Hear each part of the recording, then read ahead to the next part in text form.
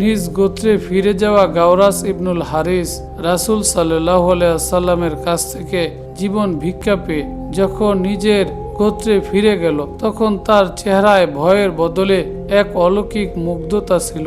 কওমের লোকেরা তাকে ঘিরে ধরে জিজ্ঞেস করলো, তুমি তো তাকে একা পেয়েছিলে, তবে কেন খালি হাতে ফিরলে? কি ঘটেছিল সেখানে?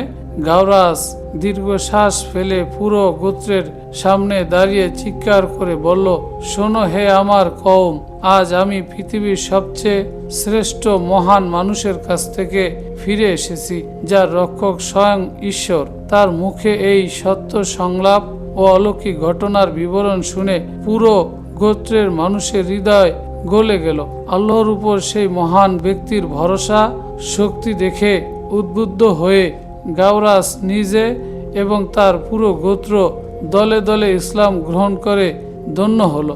হাদিসে এসেছে, রাসূল সাল্লাল্লাহু আলাইহি ওয়াসাল্লাম বলেছেন, তোমাদের কেউ প্রকৃত মুমিন হতে পারবে না যতক্ষণ না সে নিজের ভাইয়ের জন্য যা পছন্দ করে তা নিজের জন্য করে।